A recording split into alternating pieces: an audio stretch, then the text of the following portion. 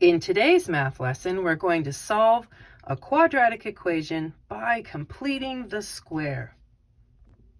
In this lesson, as with any lesson where you are solving a quadratic equation, we are truthfully looking for where the quadratic crosses the x-axis.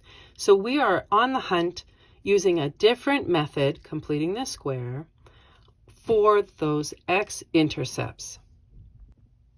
So the first thing we have to do when we approach these quadratic equations that we're solving by completing the square is to make sure that the equation is set up in the format of x squared plus bx plus an unknown is equal to c plus, again, that same unknown. And with this, we know that a must equal 1. So if a is not equal to 1, if you have a leading coefficient in front of your squared term, we have to factor that out. If you have a number here where our first box is, you have to move that by either adding or subtracting that term to the other side of the equation. We need to have two boxes, two squares to fill in our equation to get this started. So the next thing we're going to do is we're going to find the value of this square, of this box. And we're going to do that by doing what we did in the previous lesson of completing the square by taking the b term, cutting it in half, and then squaring it. This is what is going to end up going in both of these boxes, in both of these squares, the result of b divided by 2 and then squared. So our third step is the whole reason that we've done this process of figuring out what goes in these squares, of completing this square, is we're going to condense. We're going to condense our x squared plus bx plus this b divided by 2 squared that we got right there into a very friendly quantity. We have made a perfect square. We've forced it to happen, of what's going to be our x plus, really truthfully, whatever this second term, if b is positive, there will be a plus. If b is negative, this will be a minus. And then here inside our binomial is what we got when we divided b by 2, when we cut it in half. From here, we're going to solve for x. And in doing that, we have to remember that if you have a quantity squared, the way to get rid of a square is to square root it, because squares and square roots are opposites. They cancel each other out. And also we have to remember that what you do on one side of the river, one side of the equation, you have to do to the other side of the equation. So that was our c plus whatever was in that box. But whenever you take the square root of a number, because this will be a number, you have to account for both the positive and negative versions of that number. But we'll show all this in the examples to come. So we're going to solve for x. Last but not least is a friendly reminder of you just have to be careful. There are so many little steps that are just different from problems that we've solved and simplified in previous lessons. So you have to be very careful with all of your moving parts in the equation. You also have to be careful with your rounding. As we finish off this lesson, there's just a lot of parts to keep track of, and you have to remember your rounding rules. 5 or more, raise the score. 4 or less, let it rest. In example 1, we're going to solve this given quadratic of m squared plus 12m equals 13 by completing the square. As we begin this process, we first look to see that our a, our leading coefficient, is 1. So that's great. That's something that I just don't have to worry about or stress with. We also see that our constant at the end of this equation is already on the far side of the equation all alone. It's not here at the end of the original quadratic, which is great. So that also gives me one less thing to do. So let's begin this process. So we know our b term is 12. So to find out what the box is, you remember from the previous lesson that you take your b term, you cut it in half, and then square it. So for us, that means we take 12, cut it in half, and get 6. That 6 we then square and get 36. It is this 36 that will end up going in both of the boxes. Now that I have filled in the squares, I have completed the square of my quadratic, I'm going to condense this quadratic. It's the whole reason I figured out what goes in this box. So this is a perfect square, which condenses down into m, that's our variable, plus whatever we got when we divided the b term by 2, when we cut it in half. So this was a plus 12, so this will be a plus 6, because 12 divided by 2 is 6. Quantity squared. All of this trinomial, all of this quadratic, m squared plus 12m plus 36, is exactly the same thing as the quantity m plus 6 squared. Here on the right side of the equation, let's add, let's combine. 13 plus 36, well, that happens to equal 49. Well, now we're ready to solve for m. And we remember from the introduction, a quick review, that in order to get rid of a squared, its opposite function is the square root. And what you do to one side of the equation, you have to do to the other. We also remember from the introduction and its review that whenever you take the square root of a number, you have to account for both the positive and negative versions of that number. Now that the square and the square root have canceled, I have just the binomial of m plus 6 equals the plus and minus, the positive and negative versions of the square root of 49. And the square root of 49 is 7. Hey, we have done all the hard work. We are in the home stretch. So let's finish solving for m. To do that, get rid of the 6 by subtracting it on both sides of your equation, leaving you with m equals negative 6 plus and minus 7. I didn't even realize that I was out of room on my paper. So here we are. As a small recap of what we just did, when we subtracted the 6 on both sides of the equation to get our variable m alone, we ended up with negative 6 plus and minus 7.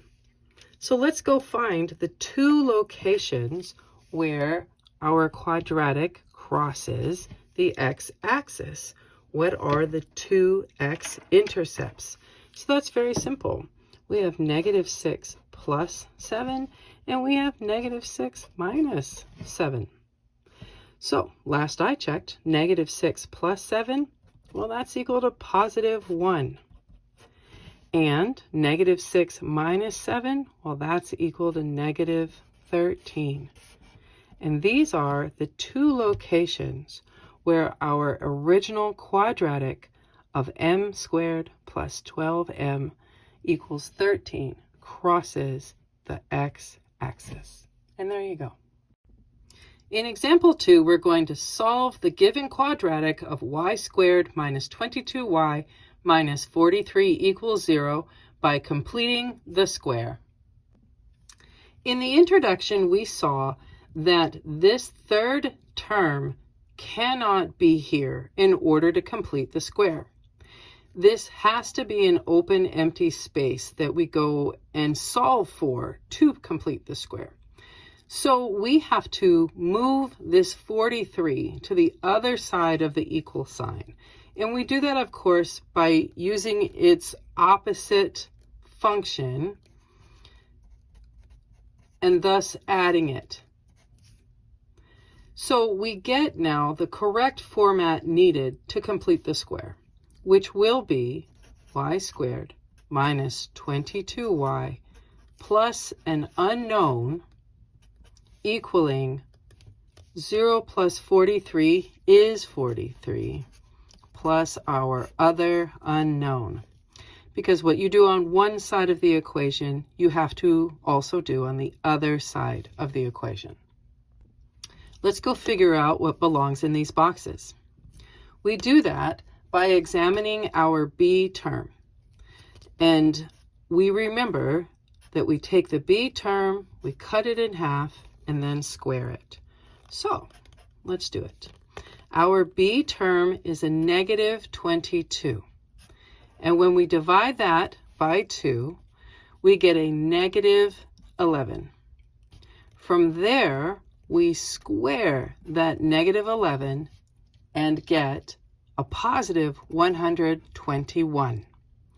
That 121 is what belongs in both of those squares. So now that I know it belongs in these squares, 121, on both sides of our equation, let's begin the process of condensing and then solving.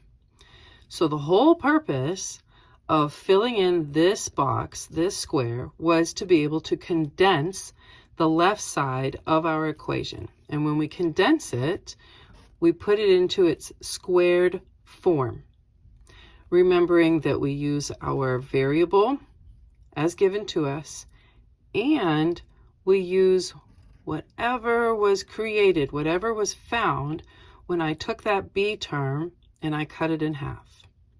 So that means that this condensed form is y minus 11. All right, so on the right side of our equation, we condense that also with 43 plus 121, and as a result, we get 164. Now that everything is condensed, let's solve for y. So we remember that the opposite of a squared is a square root. And what you do on one side of the equation, you have to do on the other, remembering that when you take the square root of a constant number, a constant term, you have to acknowledge both the positive and negative versions of where that number came from. So the square root and the square cancel each other out on the left side of the equation, leaving for us y minus 11 equals plus or minus the square root of 164. We're almost done with this. We've done all the hard work. So getting rid of the 11, you know you have to do its opposite. So opposite of subtracting is adding. And what you do on one side of the river, you do to the other. One side of the equation, you do to the other. Thus your 11s cancel out on the left side, leaving you with y equals 11 plus or minus the square root of 164. So some platforms, some textbooks, some teachers might let you leave it just like this. But if you are using a digital platform such as this one, you have to then bring this down to the decimal answer. So let's do that. We know that we've got 11 plus the square root of 164, and we have 11 minus the square root of 164. From there, we would put that in the calculator, and we would get decimal values of 23.8062, and we would have decimal values 11 minus the square root of 164, giving us negative 1.8062. Remembering that we have to round to the nearest 100th, and the 100th is 2 decimal spaces. So we look at the third decimal space to tell us if we are going to 5 or more, raise the score, or if we are going to 4 or less, let it rest.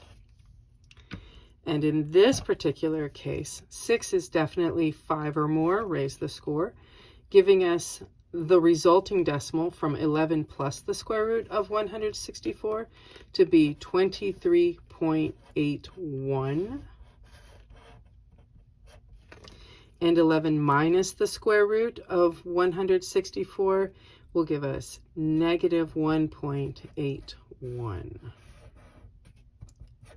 So these two decimal numbers are the two locations where our given quadratic crosses the x-axis. And there you go. In example 3, we're going to solve the given quadratic of z squared minus 16z minus 29 by completing the square. We know from the introduction that we cannot have a third term already present in our quadratic when completing the square. So we have to get rid of it by doing its opposite to move it across the river, across to the other side of the equal sign. So instead of minus 29, we're going to add 29 to both sides of the equal sign. As a result, these 29s cancel out, and we are left with a very nice quadratic of z squared minus 16z plus an unknown equals 0 plus 29, making 29, plus that same unknown. Because as you know, what you have on one side of the equation, you also have to put on the other side of the equation. Let's find out what goes inside the squares, because we are completing the square. So we remember from the introduction and from a previous lesson that if you take your b term, cut it in half, and then square it, you will get that third term. So our b is a negative 16. Let's cut that in half, and it gets us a negative 8. The negative 8, then, we square it and get a positive 64. That positive 64 is what is going to go into both of our squares, both of our boxes. So now that I know what goes into both of these boxes, let's begin the process of condensing our perfect square that we intentionally created. So to condense it, this trinomial is going to become a binomial that is squared. We have our variable z, and then whatever we got from cutting that b term in half, that is the other term in your binomial, so a minus 8. And then on the right side of the equation, we're going to condense that also. 29 plus 64, well, that makes 93. Now that everything is condensed, let's go solve for z. So the opposite of a square is a square root. What you do on one side of the equation, you have to do on the other, remembering that when you take the square root of a constant term, a number, you have to acknowledge its positive and negative origins. So now we have the square root and the square canceling each other out with a result of just z minus 8 equals the plus and minus, the positive and negative versions of the square root of 93. So we're almost there.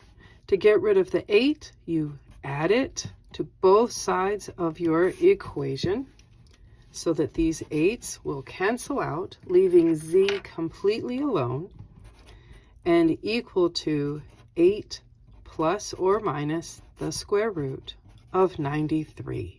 We've done all the hard work. It's time to break out the calculator.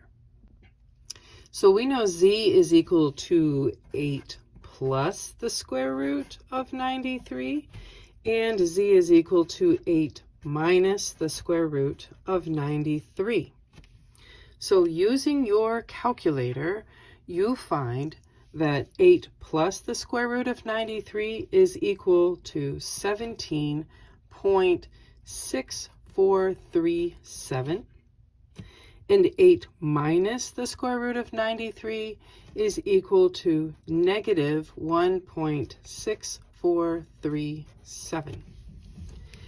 Due to the instructions of this lesson informing us that we need to round to the nearest hundredth, we again remember that the hundredth has 2 decimal spaces, and in order to determine if we're going to round, we have to look at the third.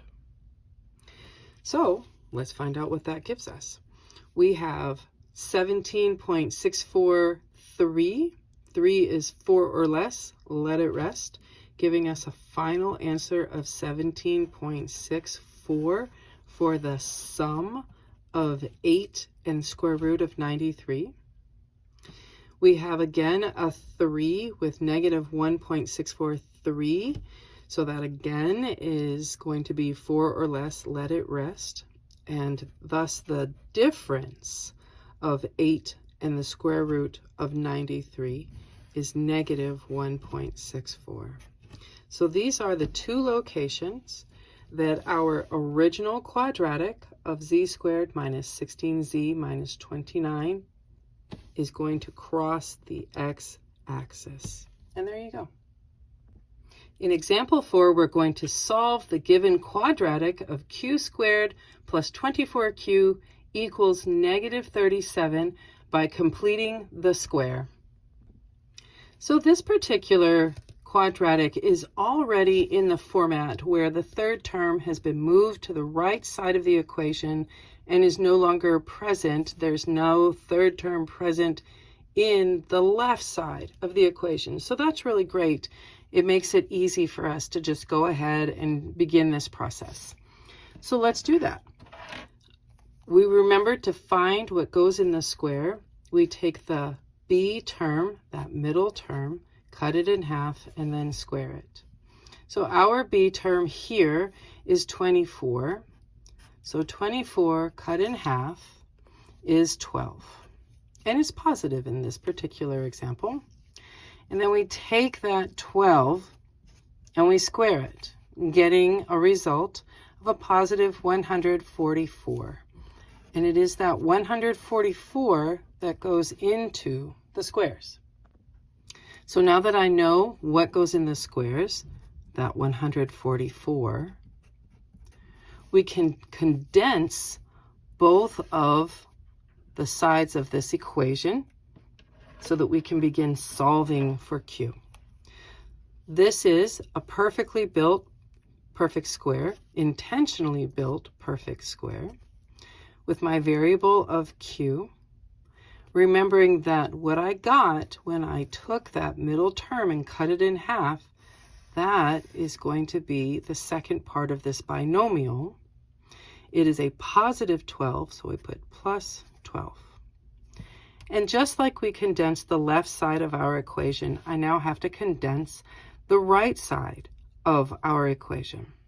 So negative 37 plus 144 gives me a result of 107. The perfect square has been built. Now let's solve. To get rid of the squared on this binomial, we do its opposite, a square root. And what you do on one side of the equation, you do to the other, remembering that when you take the square root of a constant term, you have to acknowledge both its positive and negative versions. And the reason for doing this is to cause the square to cancel out, leaving us with q plus 12 equals the positive and negative versions of the square root of 107. Finally, to finish solving for q, we get rid of the 12 by doing its opposite. So since it is currently adding, we're going to subtract 12 on both sides of our equation so that these 12s cancel out, leaving us with a result of q equals negative 12 plus or minus the square root of 107. So we've done all the hard work, and it's time to bring out that calculator and go see what is the result of the sum of -12 and the square root of 107, and the result of the difference of -12 and the square root of 107. So in your calculator, you would see that the sum, -12 plus the square root of 107, gives you a result of -1.6559. And the difference, -12 minus the square root of 107, is -22.3441. Now, again, this particular lesson assignment tells us that we have to round to the nearest hundredth. So let's do that. So remembering that the hundredths has 2 decimal spaces, and we have to look at the third decimal space to determine what's going to happen. So 5 or more, raise the score. This -1.655 will become -1.66. And 4 or less, let it rest. Our -22.344 will become -22.34. And these are the 2 locations that our initial quadratic cross the x-axis at -1.66 and -22.34. And there you go. In our 5th and final example, we're going to solve the quadratic of -4r squared minus 16r equals -44 by completing the square. So we've learned from the introduction that having no visible third term of our quadratic is a good thing. We have this -44 here on the right side of the equation all by itself, and that is a good way to start this off. However, we also saw from the introduction that our leading coefficient must be a 1, and a positive 1 at that. So this -4 has to go. So how do we get rid of that?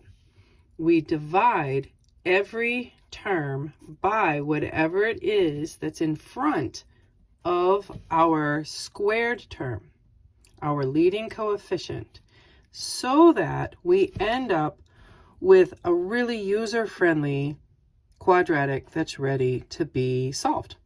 So -16 divided by -4 ends up making a positive 4r plus the unknown. Let's save this space already so that we don't have to fill it in later. -44 divided by -4 ends up equaling a positive 11 plus our unknown. Now we can continue the process of completing the square just like you normally would. So we know that to find out what this unknown is, we have to take our b term, cut it in half, and then square it. So our b term is a 4, and 4 divided by 2 is 2. We take that 2 and we square it, recreating a 4. And it's that 4 that ends up going in those 2 boxes.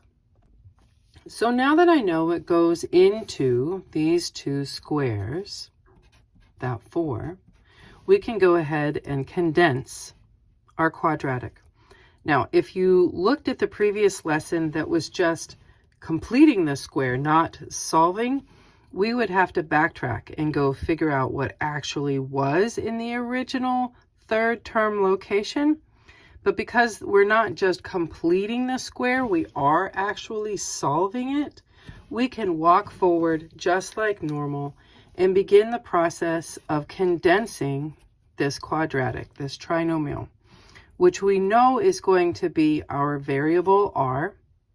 And then we have whatever we got when we did the dividing process onto our b term, which was a positive 2.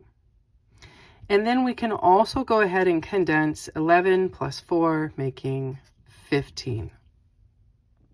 Now that we've done the condensing, let's go solve.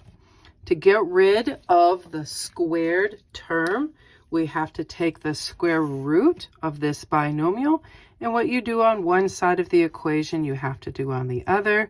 And when we take the square root of a constant term of a plain number, then we have to account for the positive and negative versions of it.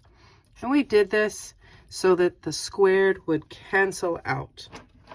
As a result, we now have r plus 2 equals plus and minus the square root of 15. At this point, we're almost done solving for r. Let's subtract 2 on both sides of our equation with a final result of r equaling negative 2 plus or minus the square root of 15.